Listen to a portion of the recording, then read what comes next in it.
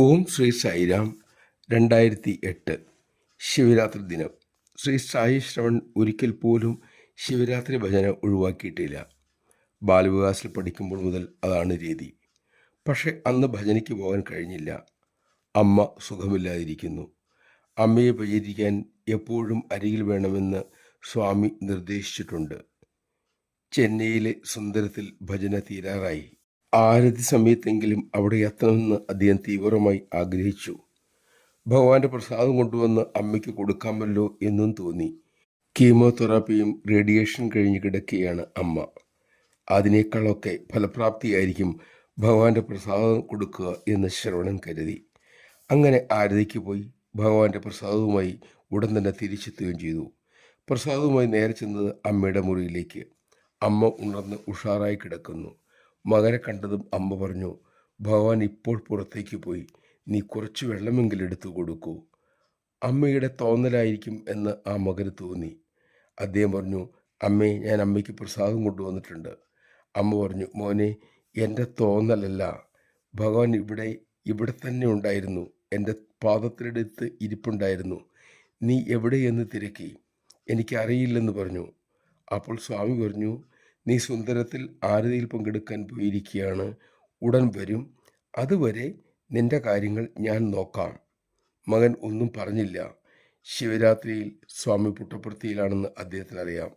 എന്തായാലും അമ്മ ഭഗവത്സ്മരണയായിരുന്നല്ലോ എന്നോർത്ത് അദ്ദേഹത്തിന് സന്തോഷമായി. അദ്ദേഹം പറഞ്ഞു, ശരി അമ്മേ, ഞാൻ പൂജാമുറിയിൽ പോയി ജലം വയ്ക്കാം. അമ്മ പറഞ്ഞു, അല്ല, ഭഗവാൻ ഇവിടെ ഉണ്ടായിരുന്നു. മഞ്ഞ ഉടുപ്പാണ് സ്വാമി ഇട്ടിരുന്നത്. എനിക്ക് എഴുന്നേക്കാനും പറ്റില്ലല്ലോ, സ്വാമിയെ പരിചരിക്കാൻ പറ്റിയില്ലല്ലോ എന്ന് വിഷമത്തോടെ ഞാൻ ഓർത്തപ്പോൾ ഭഗവാൻ എന്നോട് പറഞ്ഞു, മകൻ ഇപ്പോൾ വരും, അന്നേരം ഞാൻ തിരിച്ചു പോകും. നീ മുറിയിലേക്ക് കടക്കുന്നതിന് തൊട്ടു മുമ്പേ സ്വാമി പറഞ്ഞു, നിന്റെ മകൻ വരുന്നുണ്ട്, ഞാൻ പോകട്ടെ. ഇങ്ങനെ പറഞ്ഞ് പുറത്തേക്ക് ഇറങ്ങി. പടികൾ കയറി വീട്ടിലേക്ക് കയറാൻ സ്വാമിക്ക് ബുദ്ധിമുട്ടുണ്ടായിരുന്നു എന്നും പറഞ്ഞു. നിനക്ക് എളുപ്പത്തിൽ കയറാൻ പറ്റുന്ന വിധം ആ പടികൾ ഉണ്ടാക്കാൻ മേലായിരുന്നു. എൻ്റെ തോന്നലല്ല മക്കളെ, സത്യമാണ് ഞാൻ പറഞ്ഞത്. അമ്മയെ വിഷമിപ്പിക്കണ്ട എന്ന് കരുതി അദ്ദേഹം സമ്മതിച്ചതുപോലെ തലയാട്ടി. ശിവരാത്രി ആഘോഷത്തിന് ശേഷം സായി ശ്രവൺ പർത്തിയിലെത്തി. സ്വാമി അരികിൽ ചെന്നു. ഭഗവാൻ പറഞ്ഞു, നിന്റെ അമ്മ പറഞ്ഞത് സത്യമാണ്, അതവളുടെ തോന്നലായിരുന്നില്ല. ശിവരാത്രി ദിനം എല്ലാം ഇവിടെ ഇട്ടിട്ട് ഞാൻ നിന്റെ വീട്ടിലെത്തി. നീ സുന്ദരത്തിൽ പോയതുകൊണ്ട് നിന്റെ അമ്മയെ പരിചരിക്കാൻ ഞാൻ എത്തുകയായിരുന്നു. കിടക്കയിൽ നിന്റെ അമ്മയുടെ പാദത്തിനരികിൽ ഞാൻ ഇരുന്നു. വീടിൻ്റെ പടികൾ കയറുക വിഷമമായിരുന്നു. അമ്മയെ ഒറ്റയ്ക്കാക്കി നീ എന്തിനാണ് ഭജനയ്ക്ക് പോയത്? ആദ്യം മാതാപിതാക്കളെ പരിചരിക്കുക, അപ്പോൾ നിന്നെ തേടി ഞാൻ വരും. ഭഗവാൻ ചൊരിഞ്ഞ കൃപയോർത്ത് അദ്ദേഹം വിതുമ്പിപ്പോയി. ഭഗവാൻ പുറത്ത് തട്ടിക്കൊണ്ട് പറഞ്ഞു, ധൈര്യമായിരിക്കൂ, സ്വാമി എപ്പോഴും നിനക്കൊപ്പമുണ്ട്. ഞാൻ പറയും വരെ ദർശനത്തിന് നീ ഇനി വരണ്ട, അമ്മയോടൊപ്പം നിൽക്കുക. ജയ് സായിരാം.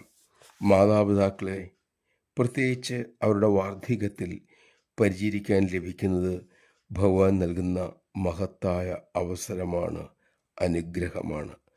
അത് തിരിച്ചറിയാൻ നമുക്ക് കഴിയട്ടെ. മാതാപിതാക്കളെ ഭഗവാനെ പോലെ സ്നേഹിക്കുകയും പരിചരിക്കുകയും ചെയ്യാനുള്ള ശക്തിക്കായി നമുക്ക് സ്വാമിയോട് തന്നെ പ്രാർത്ഥിക്കാം. അതിനായി ഭഗവാൻ നമ്മെ അനുഗ്രഹിക്കട്ടെ. ജയ് സായിരാം.